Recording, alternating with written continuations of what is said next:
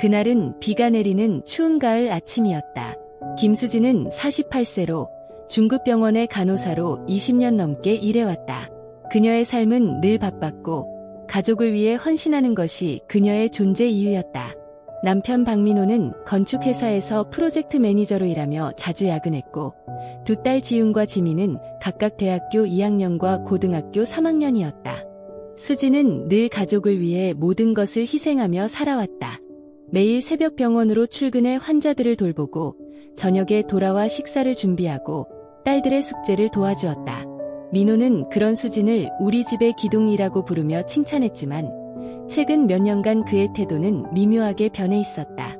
그날 아침 수진은 평소처럼 커피를 타며 하루를 시작했다. 비가 창문을 두드리는 소리가 그녀의 마음을 더욱 무겁게 만들었다. 민호는 이미 출근한 후였고 딸들은 아직 잠자리에 있었다. 수진은 민호의 재킷을 정리하다가 그의 전화기가 주머니에 들어있는 것을 발견했다.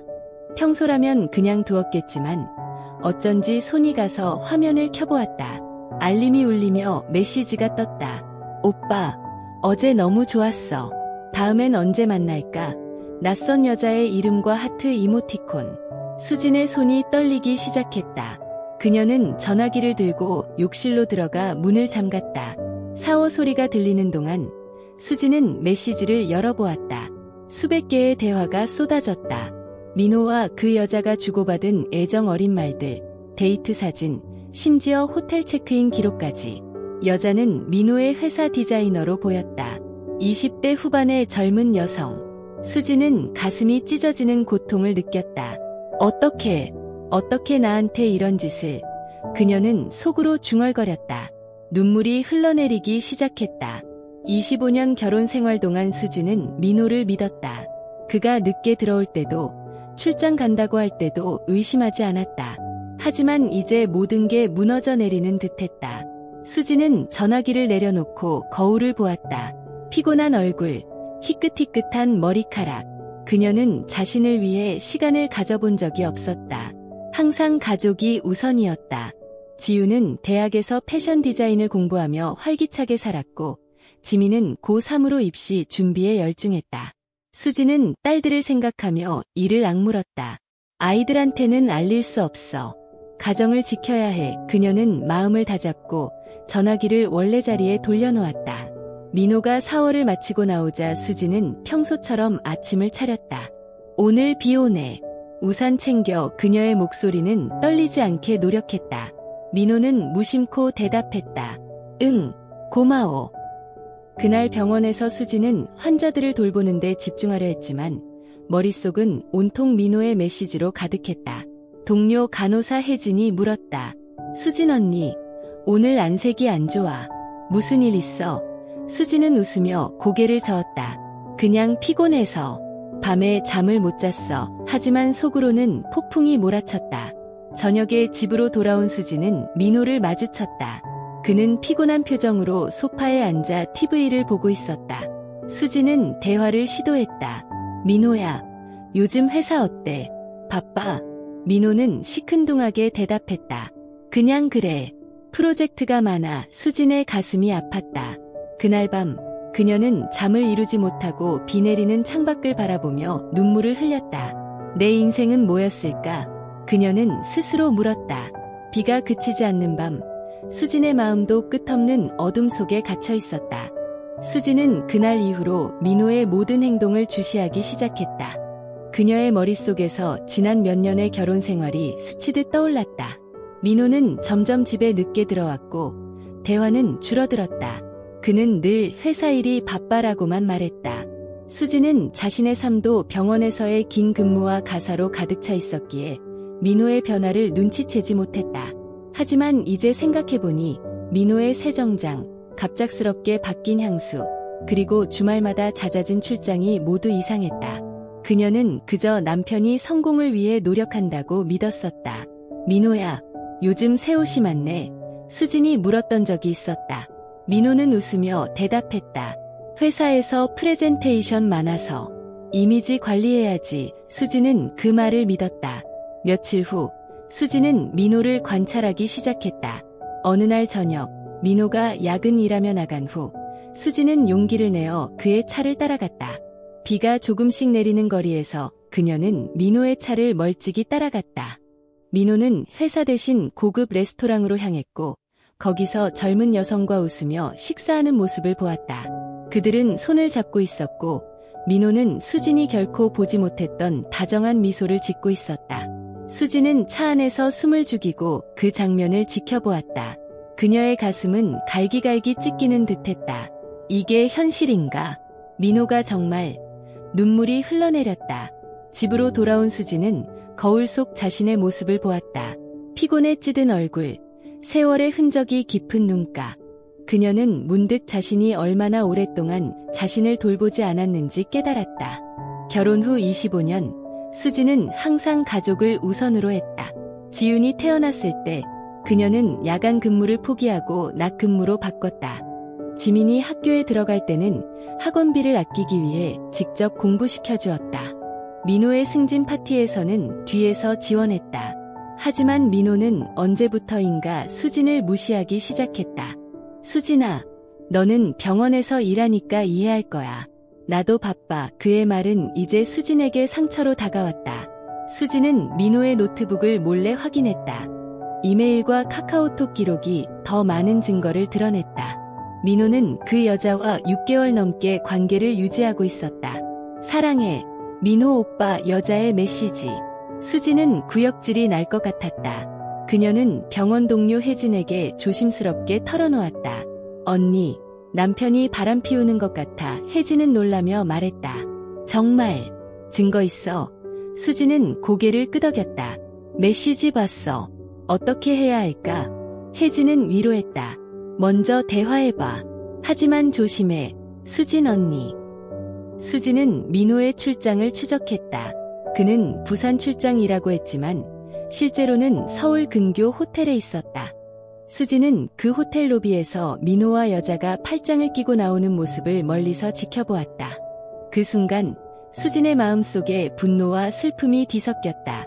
내가 왜 이렇게 살아왔지? 나 자신을 위해 산 적이 없어. 그녀는 집으로 돌아와 일기를 쓰기 시작했다. 일기에는 그녀의 감정이 고스란히 담겼다. 민호야, 내가 나를 배신한 건 용서할 수 없어. 하지만 아이들 때문에 참아야 해. 수진은 그날부터 민호와의 대화를 최소화했다. 민호는 이상함을 느꼈지만 물어보지 않았다. 수진의 고독한 밤은 계속되었다. 수진은 더 이상 참을 수 없었다. 그녀는 민호와 대화를 나누기로 했다. 어느 날 밤 딸들이 잠든 후 수진은 민호에게 전화기를 보여주며 물었다. 이게 뭐야, 민호야? 민호는 당황하며 변명을 늘어놓았다. 그냥 동료야. 오해하지 마. 하지만 수진은 이미 모든 증거를 보았기에 그의 거짓을 받아들일 수 없었다. 내가 다 알아.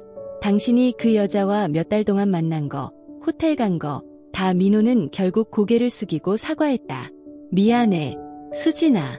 나도 모르게 그렇게 됐어. 회사 스트레스 때문에. 민호의 변명은 수진을 더 화나게 했다. 스트레스. 그게 이유야. 나도 매일 병원에서 죽을 만큼 힘들어. 그런데 너는 다른 여자 품에서 위로를 찾았어. 수진의 목소리가 떨렸다. 민호는 눈물을 흘리며 말했다. 정말 미안해. 다시는 안 그럴게. 아이들 생각해서 용서해줘. 수진은 이혼을 생각했지만 지윤과 지민을 생각하며 망설였다. 그녀는 민호에게 한 번의 기회를 주기로 했다. 지윤이와 지민이를 위해서 이번 한 번만 참을게. 하지만 다시 이런 일이 있으면 끝이야. 상담받자. 부부 상담소 가자. 민호는 결국 동의했다. 그들은 부부 상담소를 찾았다. 상담사 앞에서 민호는 자신의 잘못을 인정했다. 제가 수진이를 소홀히 했어요. 회사에서 만난 그 여자가 제 약점을 파고들었어요. 상담사는 말했다. 서로의 감정을 솔직히 표현하세요. 수진 씨, 당신의 희생이 너무 컸어요. 이제 자신을 돌보세요. 수진은 상담에서 자신의 감정을 털어놓았다. 저는 항상 가족을 위해 살았어요. 하지만 이제 제 삶이 없다는 걸 느껴요. 상담 후 민호는 노력했다. 꽃을 사오고 저녁을 함께 먹었다. 하지만 수진의 마음은 여전히 상처로 가득했다. 수지는 병원에서 더 많은 시간을 보내기 시작했고 동료들과의 대화에서 위안을 찾으려 했다. 혜진과 점심을 먹으며 말했다. 상담받고 있어. 민호가 변하려 해. 혜진은 조언했다. 좋아. 하지만 너 자신을 잊지 마. 취미 하나 가져봐. 수지는 그 말을 듣고 책을 읽기 시작했다. 자기계발서 나를 사랑하는 법. 책은 그녀에게 새로운 시각을 주었다. 하지만 집에 돌아오면 민호와의 어색한 침묵만이 그녀를 맞았다. 민호는 여전히 회사에서 늦었고 수지는 의심의 눈초리를 거두지 못했다. 정말 변했나? 그녀는 밤마다 생각했다. 상담은 계속되었지만 수진의 마음속 상처는 쉽게 아물지 않았다. 몇 달 후 지윤이 우연히 아버지의 불륜을 알게 되었다. 친구들과 카페에 갔다가 민호가 젊은 여성과 다정하게 있는 모습을 보았다. 지윤은 충격받아 집으로 돌아와 수진에게 울면서 말했다. 엄마, 아빠가 다른 여자랑 있었어요. 왜 아빠가 그런 거예요? 손잡고 웃고 있었어. 수진은 딸을 위로하려 했지만 지윤의 다음 말이 그녀를 더 아프게 했다. 엄마가 아빠를 너무 바쁘게 만들었잖아요. 엄마가 집에 더 신경 썼으면 아빠가 그렇게 안 했을 거예요. 엄마 때문에 아빠가 외로웠대요. 지민도 언니의 말을 듣고 수진을 원망했다. 엄마, 왜 아빠한테 더 잘하지 않았어? 우리 가족이 이렇게 된 건 엄마 탓이야. 두 딸의 말이 수진의 가슴을 찔렀다. 그녀는 가족을 위해 모든 것을 희생했는데 오히려 자신이 비난받고 있었다. 수진은 눈물을 참으며 말했다.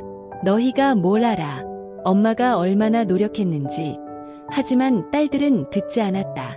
지우는 방으로 들어가 문을 잠갔고 지민은 울면서 말했다. 엄마가 잘못한 거잖아. 그날 밤 수진은 민호에게 말했다. 민호야, 우리 끝내자. 더 이상 이렇게 못 살아. 아이들이 나를 원망해. 내 잘못인데. 민호는 다시 사과했다. 미안해. 내가 잘못했어. 하지만 이혼은 안 돼. 아이들한테 상처 줄 거야. 수진은 이미 마음을 굳혔다. 그녀는 딸들에게도 이혼 결정을 알렸다. 엄마와 아빠가 헤어질 거야. 엄마가 더 이상 참을 수 없어. 지윤과 지민은 처음에는 반대했다. 엄마, 왜 그래? 우리 때문에 참아. 지윤이 소리쳤다. 수진은 단호했다. 엄마도 행복할 권리가 있어. 너희를 사랑하지만 엄마도 나 자신을 지켜야 해. 내 아빠의 배신을 용서할 수 없어. 수진은 변호사를 찾아 이혼 절차를 시작했다. 재산 분할과 양육권 논의가 이어졌다. 민호는 양육권을 주장했지만 수진은 아이들이 나를 원망해도 내가 키울게라고 말했다. 딸들은 민호 쪽으로 기울었고 수진은 고독을 느꼈다. 혜진이 위로했다. 언니, 강해져. 새 시작이야. 수진은 병원을 그만두기로 결심했다. 이제 나를 위한 삶을 살아야 해. 이혼 서류에 서명하는 날, 수진은 눈물을 흘렸다. 이게 끝인가? 하지만 마음속에는 작은 희망이 싹 텄다. 이혼 후, 수진은 홀로 새로운 삶을 시작했다. 그녀는 병원을 그만두고 작은 마을로 이사했다. 그곳에서 그녀는 오래된 꿈이었던 작은 꽃집을 열었다. 꽃집은 그녀에게 새로운 시작을 상징했다. 매일 아침 꽃을 손질하고 손님들과 가벼운 대화를 나누는 일상이 그녀에게 평화를 주었다. 하지만 처음은 모든 것이 쉽지 않았다. 도시에서 바쁜 간호사로 살아온 그녀에게 시골 마을의 느린 리듬은 낯설기만 했다. 이사 온 첫날, 수지는 작은 집으로 짐을 풀며 창밖을 바라보았다. 산으로 둘러싸인 마을은 평화로웠지만 그녀의 마음속에는 여전히 불안이 자리 잡고 있었다. 여기서 정말 잘할 수 있을까? 꽃집을 운영하는 게 과연 나한테 맞을까? 그녀는 스스로를 의심했다. 꽃집을 개업한 첫 주, 손님은 거의 없었다. 마을 사람들은 낯선 새 이웃을 호기심 어린 눈으로 바라볼 뿐 꽃을 사러 오는 사람은 드물었다. 수지는 매일 아침 시장에서 신선한 꽃을 사와 진열했지만 오후가 되면 꽃들이 시들어가는 모습을 보며 가슴이 아팠다. 이 꽃들처럼 나도 여기서 시들어가는 건 아닐까? 그녀는 밤마다 혼자 앉아 그런 생각에 빠졌다. 병원에서의 삶은 바빴지만 안정적이었고 매달 들어오는 급여가 그녀를 지탱해 주었다. 하지만 이제는 모든 게 불확실했다. 재정적으로도 압박이 컸다. 이혼 합의금으로 꽃집을 차렸지만 초기 비용이 생각보다 많이 들었고 매출은 기대 이하나마저 못 미쳤다. 어느 흐린 오후 꽃집 문이 열리며 한 남성이 들어왔다. 그는 50대 초반으로 보이는 이정우였다. 정우는 마을에서 조용히 그림을 그리며 사는 화가였다. 그의 눈은 깊고 따뜻했으며 손에는 항상 스케치북이 들려 있었다. 안녕하세요. 꽃집 새로 열었다고 들었어요. 집에 장식할 꽃 좀 사려고요. 정우의 목소리는 부드러웠다. 수지는 어색하게 웃으며 대답했다. 네, 환영해요. 어떤 꽃을 찾으세요? 장미나 백합이 인기 있어요. 정우는 천천히 꽃들을 둘러보며 말했다. 꽃을 보는 건 좋아하지만 고르는 건 서툴러요. 수진 씨가 추천해 주실래요? 수지는 그의 말에 놀랐다. 제 이름을 어떻게 아세요? 정우가 미소 지었다. 마을이 작아서 소문이 빠르죠. 새로운 꽃집 주인님이라고 들었어요. 그날 정우는 작은 꽃다발을 사서 갔다. 하지만 그 후로 그는 매주 꽃집에 들렀다. 처음에는 꽃을 사는 손님으로 시작했지만 점차 대화가 길어졌다. 수진 씨, 이 꽃은 어떤 의미예요? 빨간 장미는 사랑이라고 하던데. 정우의 질문에 수지는 웃으며 설명했다. 네, 빨간 장미는 열정적인 사랑을 상징하죠. 하지만 노란 장미는 우정을 뜻해요. 꽃말을 아는 게 재미있어요. 정우는 고개를 끄덕이며 말했다. 그럼 제게 맞는 꽃은 뭘까요? 저는 그림을 그리며 사는 사람인데. 수지는 잠시 생각하다가 하얀 백합을 골라주었다. 백합은 순수함과 평화를 상징해요. 그림처럼 깨끗한 마음을 가진 분께 딱 맞아요. 대화가 이어지면서 수지는 정우에게 자신의 이야기를 조금씩 털어놓기 시작했다. 어느 맑은 아침, 꽃집에 손님이 없을 때 정우가 들어와 커피를 들고 왔다. 오늘은 꽃 말고 대화 상대가 필요할 것 같아서요. 그는 웃으며 말했다. 수지는 그를 마주 앉히고 이야기를 시작했다. 저는 서울에서 간호사로 일했어요. 20년 넘게 환자들을 돌봤죠. 하지만 결혼 생활이 무너지면서 모든 걸 내려놓았어요. 정우는 조용히 듣다가 자신의 이야기를 꺼냈다. 저도 비슷한 경험을 했어요. 아내가 암으로 세상을 떠난 후 세상이 끝난 줄 알았어요. 매일 그림을 그리며 그 슬픔을 달랬죠. 지금은 이 마을에서 평화롭게 살고 있어요. 정우의 말이 수진의 마음에 스며들었다. 그녀는 처음으로 자신의 아픔을 솔직하게 털어놓았다. 남편의 배신이 제게 큰 상처였어요. 아이들까지 저를 원망하니 더 이상 버틸 수가 없었죠. 여기 와서 꽃집을 열었지만 아직도 밤마다 지윤이와 지민이가 생각나요. 정우는 부드럽게 말했다. 상처는 시간이 지나면 희미해져요. 하지만 그걸 딛고 일어나는 게 중요하죠. 수진 씨, 그림을 그려보는 건 어때요? 감정을 표현하는 데 좋을 거예요. 수지는 망설였다. 저는 그림을 못 그려요. 붓도 잡아본 적 없어요. 하지만 정우의 격려로 그녀는 스케치북을 받아들었다. 첫 그림 수업은 꽃집 뒤뜰에서 열렸다. 정우가 붓과 물감을 가져와 수진에게 기본을 가르쳤다. 그냥 느껴지는 대로 그리세요. 완벽할 필요 없어요. 수지는 떨리는 손으로 캔버스에 선을 그었다. 처음에는 어색했지만 점차 꽃을 그리며 마음이 가벼워졌다. 이 꽃은 제 마음 같아요. 시들었지만 다시 피어날 수 있죠. 그녀의 말에 정우가 웃었다. 맞아요. 수진 씨의 그림에는 생명이 느껴져요. 그날 이후 수지는 매일 그림을 그리기 시작했다. 꽃집 일과 그림이 그녀의 일상이 되었다.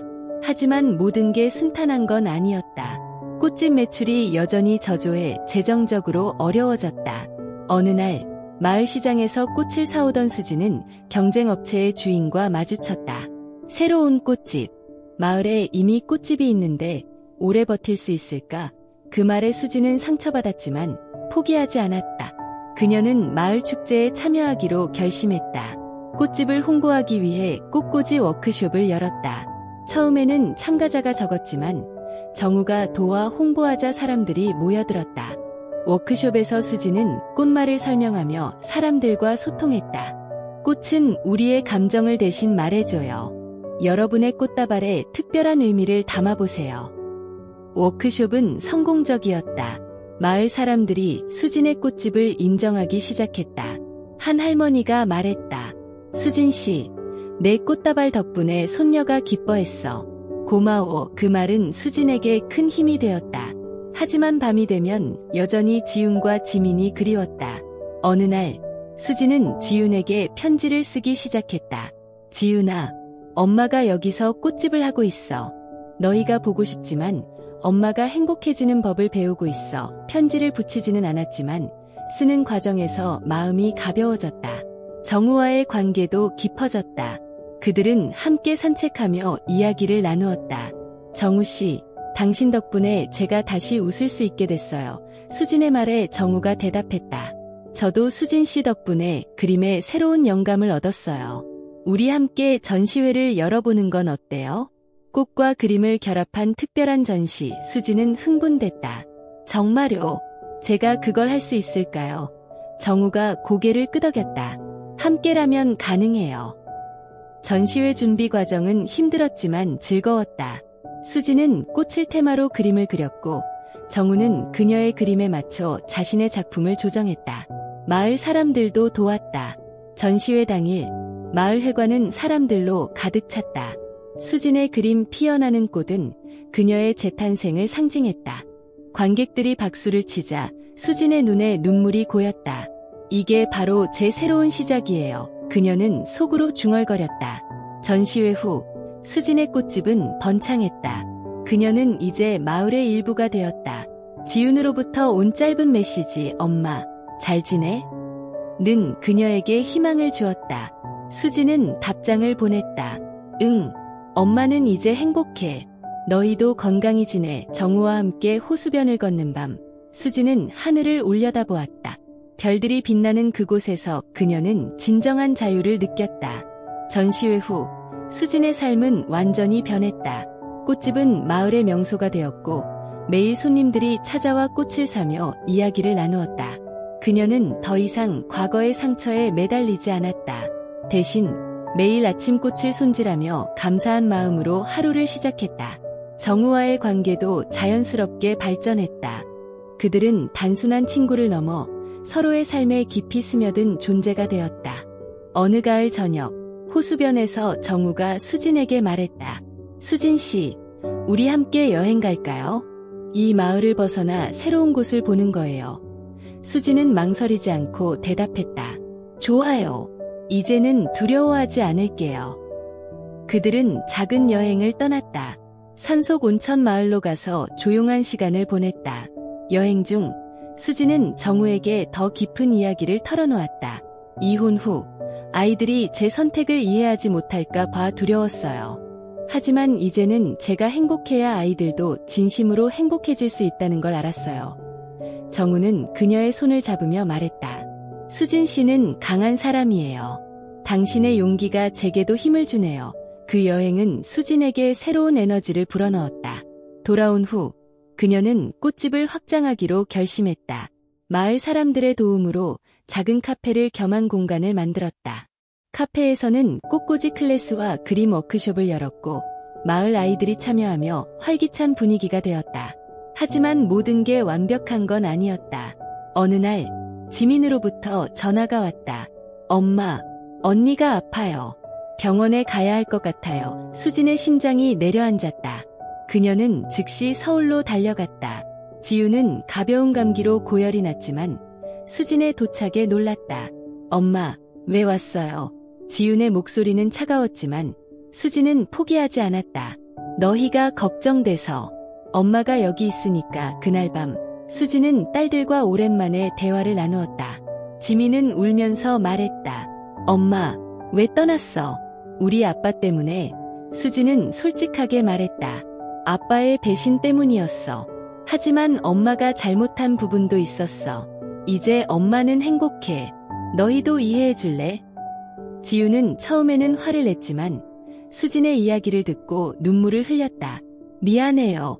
엄마, 우리가 엄마를 너무 몰랐어요. 아빠가 잘못한 거였는데. 지민도 안겼다. 엄마, 우리 마을로 갈게. 꽃집 보고 싶어. 그 만남은 수진에게 큰 변화를 가져왔다. 딸들은 주말마다 마을로 찾아오게 되었고 꽃집에서 함께 시간을 보냈다. 지우는 꽃꽂이를 배우며 말했다. 엄마, 여기 정말 예뻐요. 엄마가 선택한 게 맞았어요. 수지는 눈물을 흘리며 딸들을 안았다. 고마워. 너희 덕분에 엄마가 강해졌어. 정우도 이 가족의 재회를 지켜보며 기뻐했다. 그는 수진에게 청혼했다. 수진 씨, 나와 함께 이 삶을 이어갈래요? 당신과 함께라면 매일이 그림 같을 거예요. 수진은 행복한 미소로 대답했다. 네, 정우 씨, 이제 우리는 함께해요. 결혼식은 마을에서 간단히 치러졌다. 꽃으로 장식된 작은 예식장. 마을 사람들이 축하했다. 지훈과 지민은 엄마의 행복을 축복했다. 엄마, 정우 삼촌 좋아. 우리 가족이 커졌네. 수진의 꽃집은 이제 마을의 중심이 되었다. 그녀는 그림을 그리며 책을 쓰기 시작했다. 책 제목은 피어나는 꽃처럼. 그 안에는 그녀의 이야기, 배신과 재탄생이 담겨 있었다. 출간 후 책은 작은 베스트셀러가 되었고 수지는 강연을 다니며 다른 여성들에게 용기를 주었다. 상처는 우리를 강하게 해요. 자신을 사랑하세요.